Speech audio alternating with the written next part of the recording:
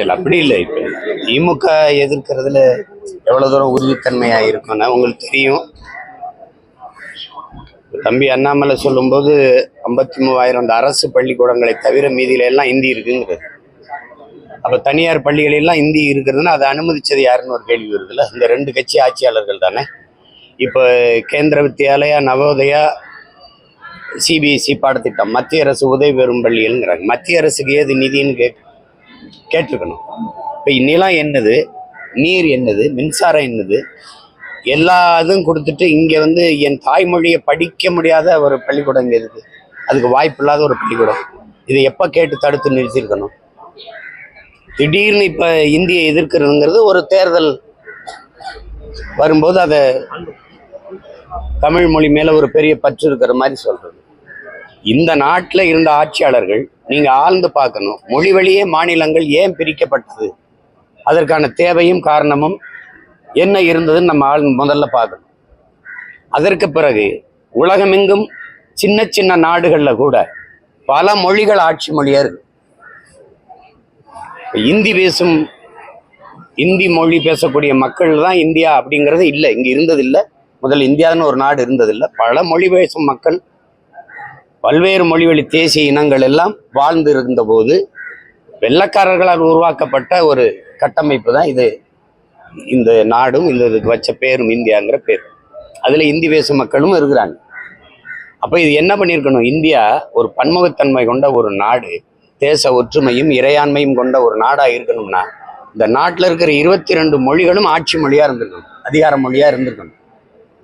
அது இல்லாமல் இந்தி தான் இந்தியாவின் மொழி அப்படின்னா அப்போ என் மொழி என்னாச்சு?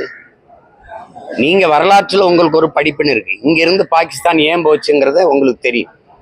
அதுக்கு காரணமாக மதம் இருந்தது, மார்க்கம் இருந்தது. அங்கிருந்து பங்களாதேஷ் ஏன் பிரிஞ்சதுங்கிறதுக்கு அதுக்கும் உங்களுக்கு காரணம் தெரியும்.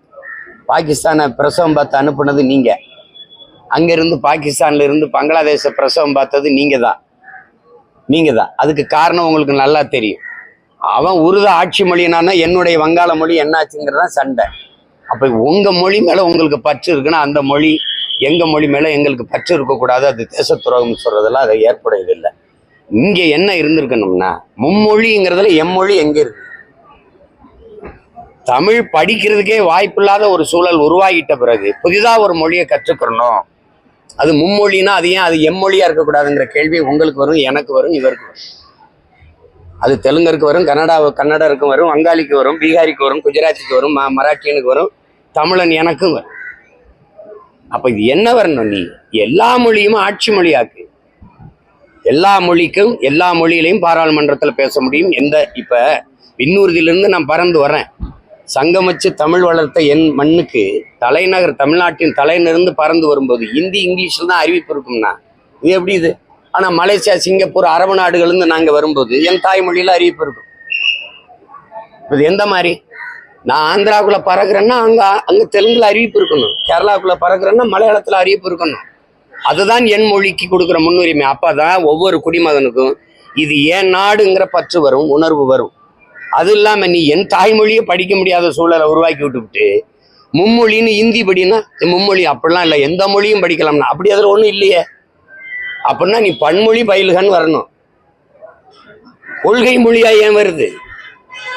இந்த நாட்டில் எல்லா மாநில மக்களுக்கும் அவரவர் மொழி, அவரவர் தாய்மொழி கொள்கை மொழி. ஆங்கிலம் ஒரு பயன்பாட்டு மொழி.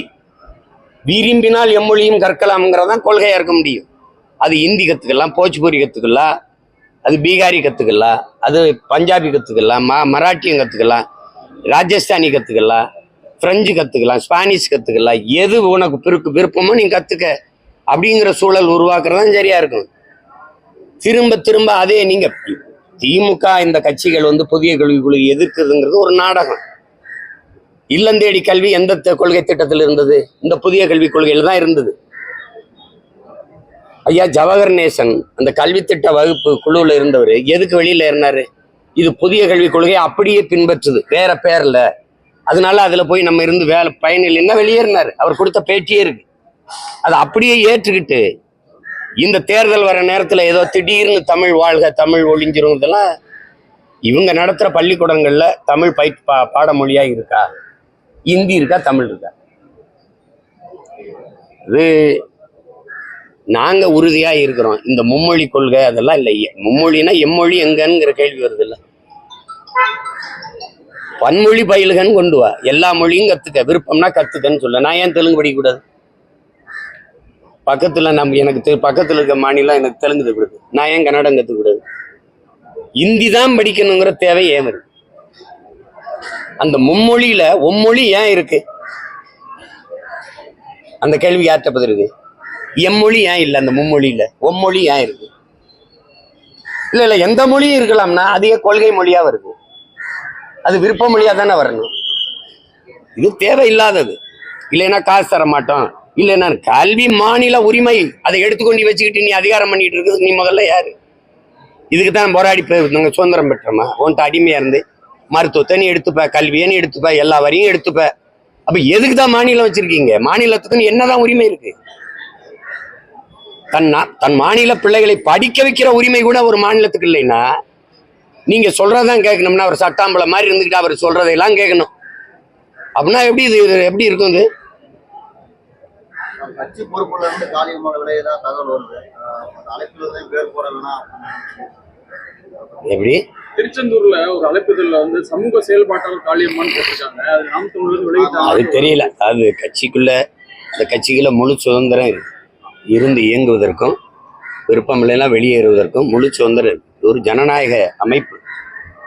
தங்கச்சியை நாங்கள் தான் அன்பா முதல்ல சமூக செயற்பாட்டாளர் தான் தங்கச்சி இருந்தாங்க. அவங்கள அழைச்சிட்டு வந்தது நான் தான்.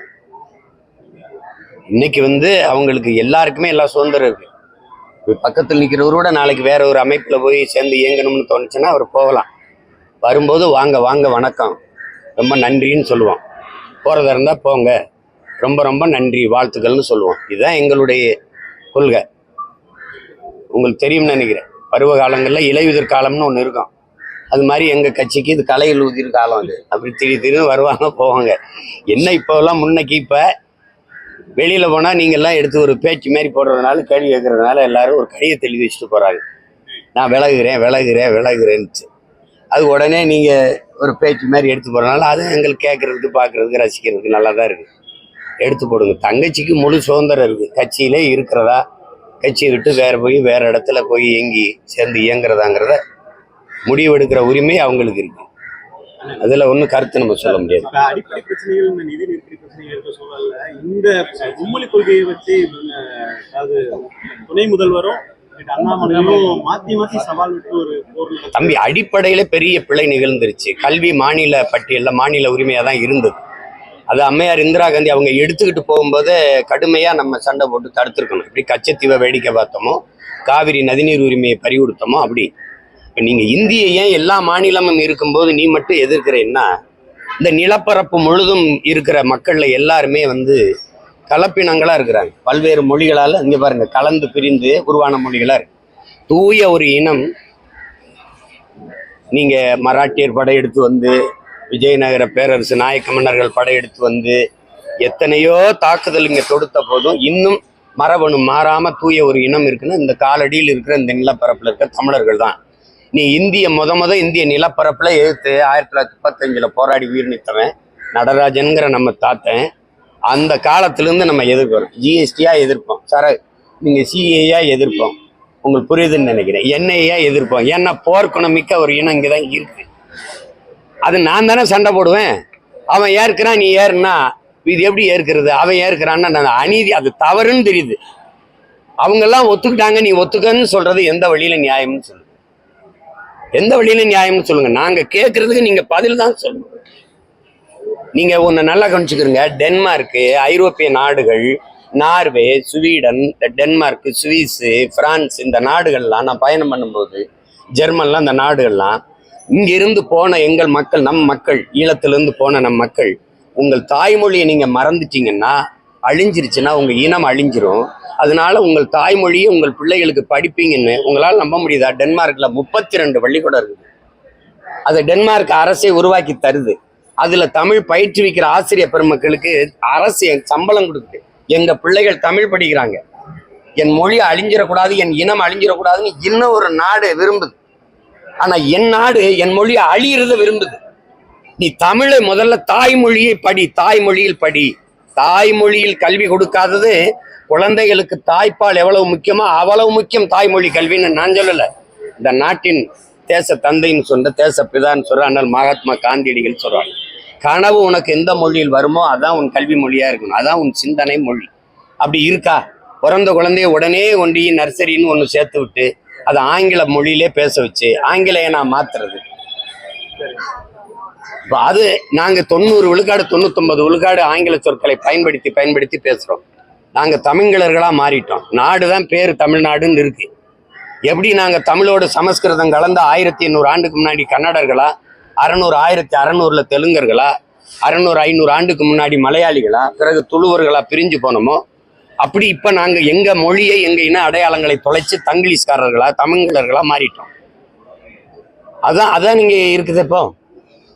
இப்போ இங்கே எழுதியிருக்கு இந்த பாருங்க, இது என்ன எழுதிருக்கு படிங்க. அதை சப்தகிரி.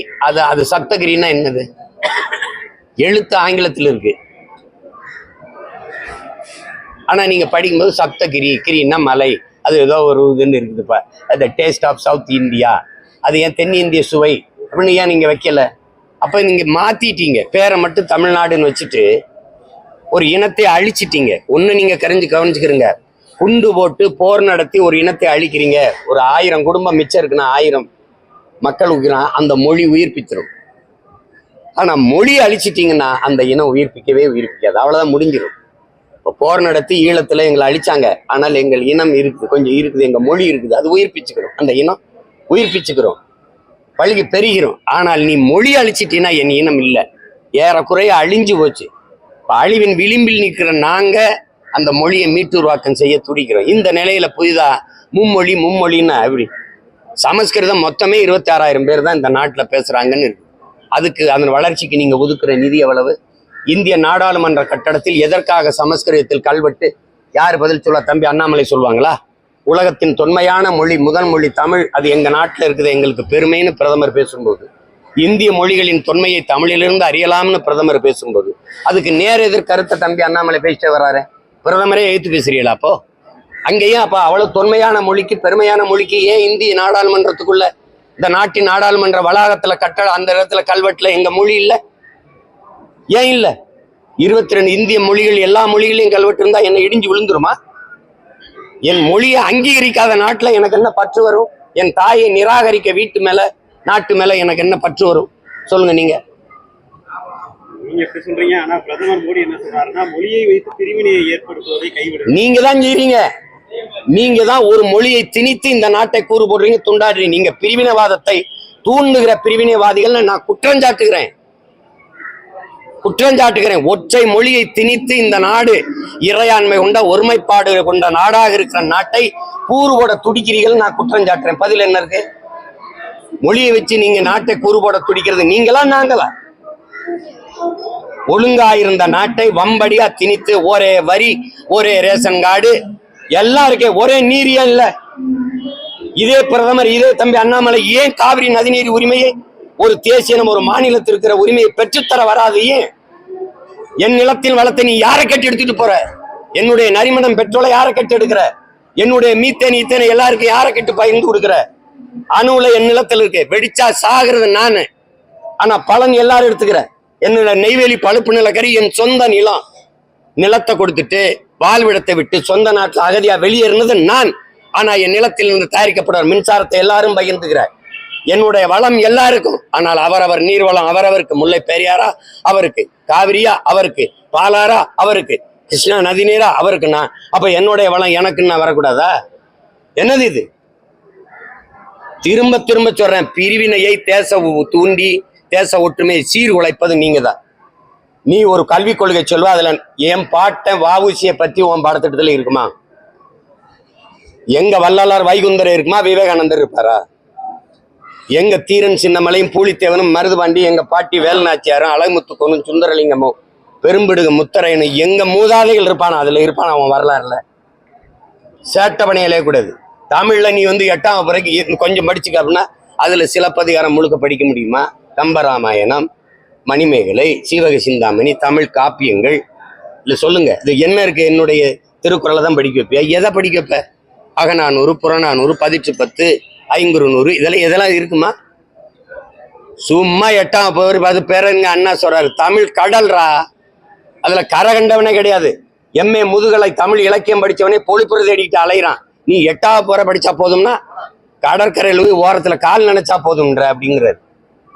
புரிஞ்சுக்கிட்டு பேசணும். இது தேவையில்லாத வேலை. இது சும்மா போட்டு விஜயலட்சுமி வழக்கு வந்து நாம் தமிழர் கட்சி நிர்வாகிகள் வந்து கருத்தினாலதான் நான் வழக்கு வாபஸ் செய்யறேன் அப்படின்னு சொல்லியிருக்காங்க.